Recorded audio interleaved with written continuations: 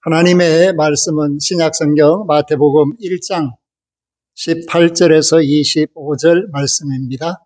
신약성경 제1쪽 예수 그리스도의 나심은 이러하니라. 그의 어머니 마리아가 요셉과 약혼하고 동거하기 전에 성령으로 잉태된 것이 나타났더니 그의 남편 요셉은 의로운 사람이라 그를 드러내지 아니하고 가만히 끊고자 하여 이 일을 생각할 때에 주의 사자가 현몽하여 이르되 다윗의 자손 요셉아 내 아내 마리아 데려오기를 무서워하지 말라.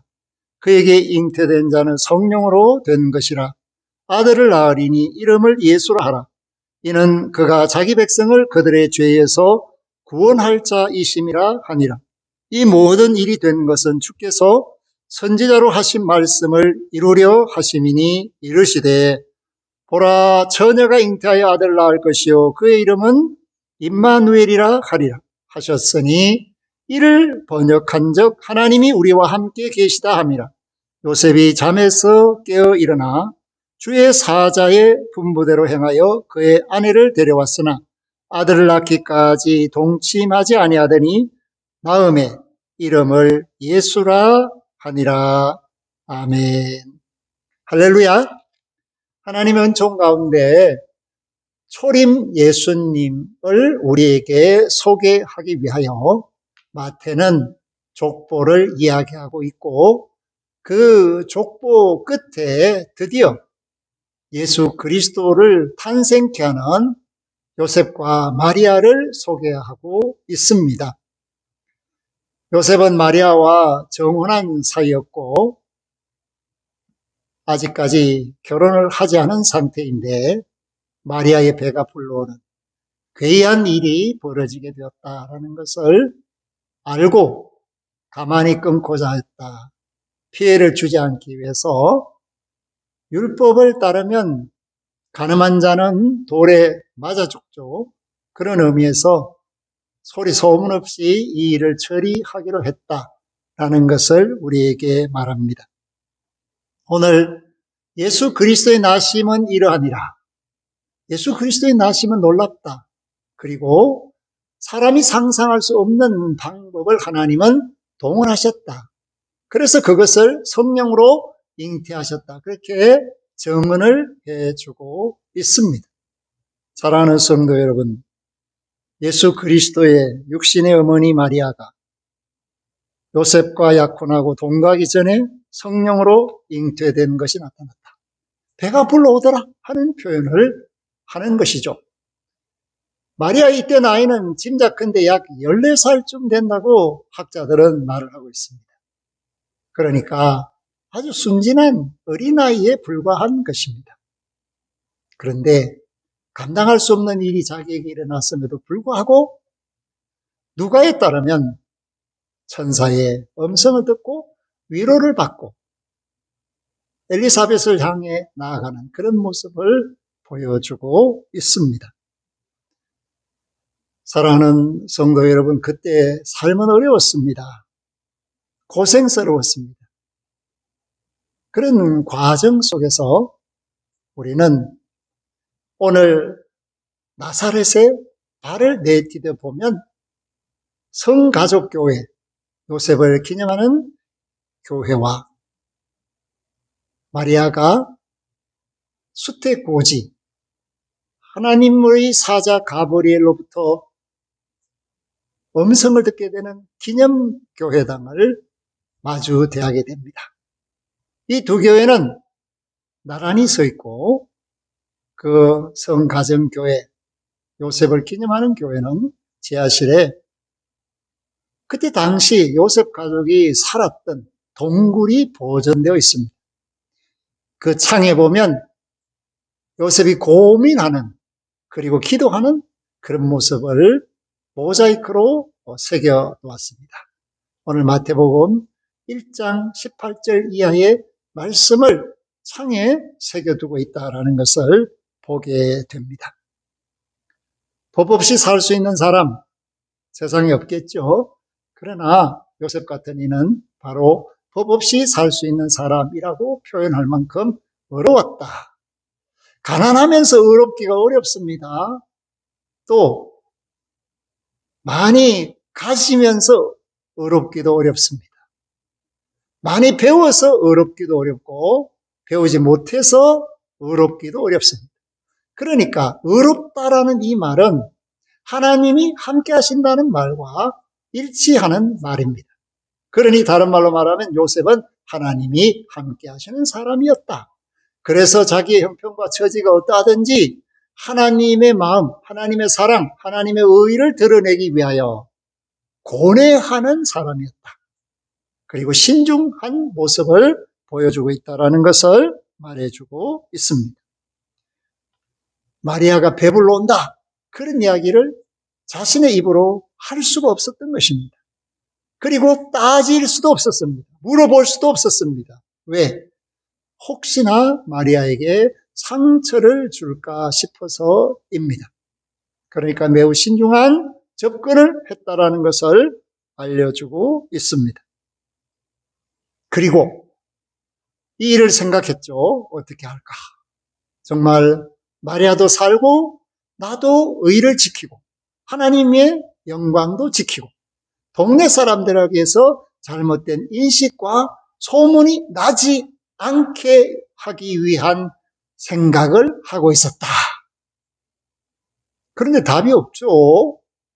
우리는 아무리 신중하게 생각해도 문제 해결할 수 있는 능력이 없을 때가 있습니다. 그게 사람이죠. 우리의 부족함을 고백할 수밖에 없는 형편. 그때에 하나님께서 도움을 주셨습니다. 주의 사자가 현몽하여 이르되 꿈속에 나타나서 이르되 다윗의 자손 요셉아 내 아내 마리아 데려오기를 무서워하지 말라. 아멘. 이미 하나님께서는 예수 그리스도를 마리아를 통하여 나게 하시기 위하여 요셉과 정혼하게 하시고 마리아는 요셉의 아내다. 이렇게 점찍어 놓으셨습니다. 그러므로 요셉은 가만히 끊고자, 가만히 헤어지자 했지만 하나님께서는 그것을 허락하지 않으신다라는 것입니다. 왜냐하면 이 일이 사람으로 말미암지 않았다라는 것을 분명하게 말씀해 주고 있습니다. 그에게 잉태된 자는 성령으로 된 것이다. 마리아에게 잉태된 자는 성령으로 된 자다. 그러니까 육신의 사람이 한 일이 아니라 하나님의 영이 임하심으로 일어난 일이다라는 것을 말해주고 있죠. 사람의 생각으로는 불가능한 일을 하나님이 말씀을 주실 때 주의 사자를 통하여 그 음성을 들었을 때 요셉은 짐을 내려놓게 되었습니다. 마음이 짐을 내려놓습니다. 고뇌하던 그 머리에 짐을 내려놓게 되었습니다. 그리고 하나님의 뜻대로 하고자 순종하는 마음을 갖게 되었습니다. 그랬더니 놀라운 일이 벌어집니다. 아들을 낳는다는 것입니다. 배가 불러오는데 그 뱃속에 아들이 들어있다는 거죠. 그리고 그 아들을 이름 지어주는데 예수라는 이름을 지어주고 있습니다. 예수라는 말은 구원이라는 것입니다. 예수라는 말이 죄에서 건진다. 세상에서 죽어가는 이들 하나님의 사랑의 손길로서 만져주시고 어루만져서 살게 하신다. 그래서 그 이름이 예수다. 그렇게 말씀을 하고 있죠. 21절 후반절에 보면 이는 그가 자기 백성을 그들의 죄에서 구원할 자이심이라 하니라. 예수 이꼴 구원. 예수는 구원자다. 그러므로 우리가 하나님의 뜻을 발견하게 됩니다. 왜 하나님은 마리아에게 성령으로 잉태하심을 허락해서 구원자 되시는 예수님이 오게 하셨을까? 이것은 하나님이 이미 선지자를 통하여 하신 말씀을 이루게 하기 위해서 하셨다. 그러면 그 말씀을 예언한 선지자는 누군가? 그 선지자는 이사야 선지자고, 이사야서 7장 14절에 있는 말씀처럼 보라, 처녀가 잉태하여 아들을 낳을 것이요 그의 이름은 임마누엘이라 하리라 하셨으니, 이를 번역한즉 하나님이 우리와 함께 계시다 함이라. 아멘. 임마누엘의 징조를 아스에게 말해 주었습니다. 그리고 그 임마누엘의 징조를 따라서 처녀가 잉태했다는 거죠. 그렇게 하신 이유는 하나님이 우리와 함께 하시기 위해서입니다. 이것이 바로 하나님의 구원의 방법이죠. 하나님은 영이신데 영이신 하나님이 사람의 몸을 입고 이 땅에 오시는 과정을 말씀해 주고 있습니다. 사랑하는 성도 여러분, 하나님이 사람이 되신다라는 것은 엄청난 고통과 아픔을 수반하면서 동시에 하나님의 능력을 포기하는 과정이라는 것입니다. 전능하신 하나님, 그 하나님이 그 전능함을 포기하는 방법, 그리고 인간처럼 완전히 세상에서 참 사람으로 하나님 앞에 그 사명을 감당하기 위하여 아픔과 고통과 눈물과 탄식, 그리고 그 세상 죄까지도 짊어지는 제물 되시는 사명자, 요한은 그를 하나님의 어린 양이다 이렇게 표현하고 있습니다.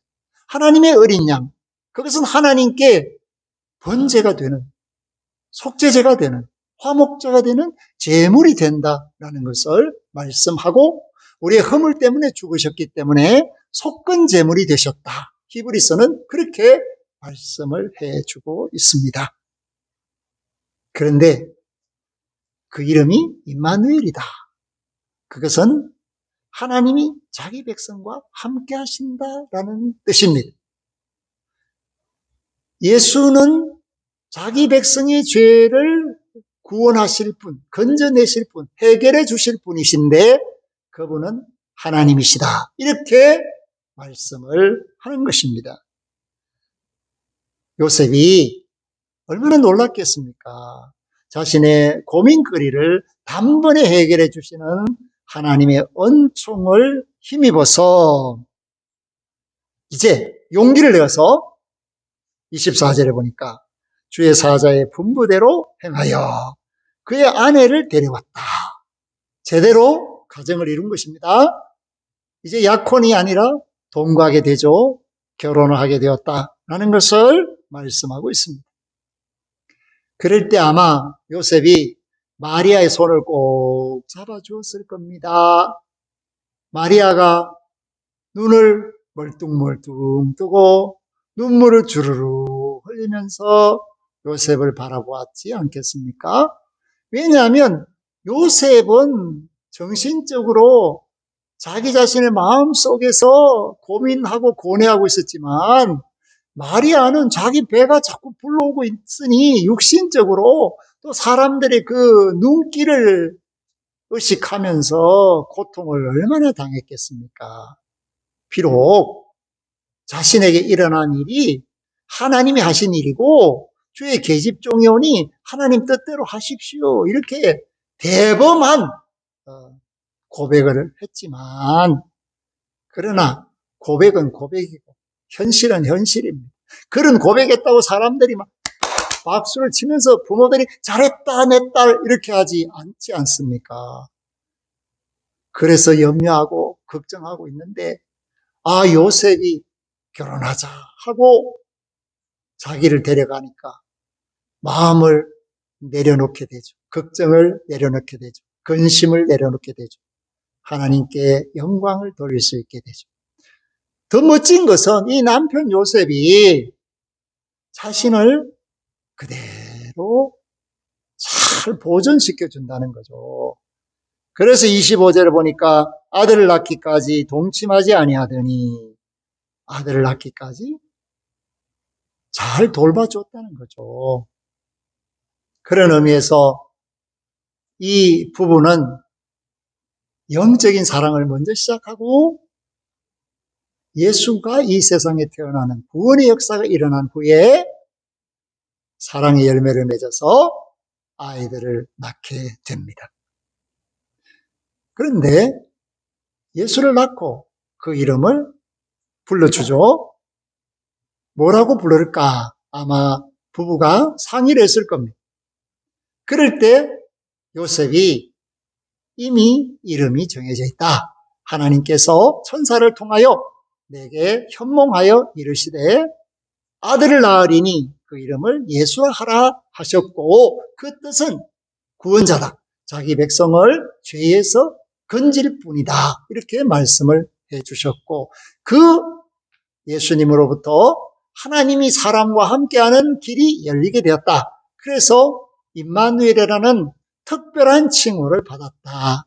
이렇게 말을 할 때 아마 마리아는 너무 감격하고 그럼 우리 이름 불러봅시다 해서 두 부부가 아이의 손을 잡고 예수님, 예수님, 예수님 불렀을 겁니다.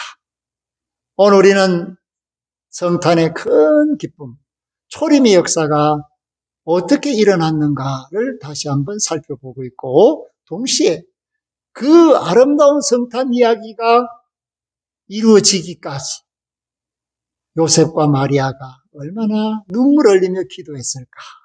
그리고 그들이 얼마나 귀를 열어놓고 하나님의 음성 듣기를 힘썼을까. 그리고 그들이 두 손을 맞잡고 하나님 앞에 감사하는 그 순간에 하나님께서 약속하신 우리 주, 그 어린 주 예수 그리스도를 이 땅에 보내시고 영접하는 영광을 누렸다라는 것을 말씀합니다. 사랑하는 성도 여러분, 초림의 과정 속에도 이런 사랑이 깃들어져 있습니다. 재림의 과정 속에서도 우리가 깨어 기도하면서 주님이 다시 오시기를 바라는 마라나타의 마음과 신앙과 열정으로 우리가 해야 할 일을 감당해야 합니다. 허리에 띠를 띠고 다시 오실 주님을 준비하는 그런 자세를 잊지 말아야 합니다. 아무쪼록 이 큰 기쁨의 역사가 우리뿐만 아니라 온 누리에 가득하기를, 하나님께서 약속하신 대로 구원의 역사가 일어나기를 원하면서 복음의 일꾼으로 쓰임받는 저와 여러분들이 될 수 있기를 바랍니다. 아멘. 하나님 감사합니다. 오늘 말씀 속에서 우리는 예수 그리스도의 나심은 이러하니라 하는 음성을 듣습니다. 많은 사연이 있었을 것이요, 고통이 있고 눈물이 있고 인내가 있었습니다.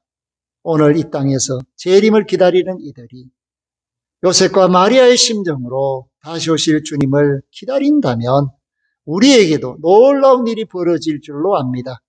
하나님, 믿음의 주요, 온전케 하시는 이신 예수를 주신 것처럼 다시 오실 예수님을 통하여 세상이 새롭게 되게 하시고 영생에 이르는 구원의 역사가 오늘 이때 믿음으로 고백하는 하나님의 자녀들에게 임하게 하여 주옵소서. 성탄의 주, 다시 오실 주, 생명의 주, 우리 주 예수 그리스도의 이름으로 기도 올리옵나이다. 아멘.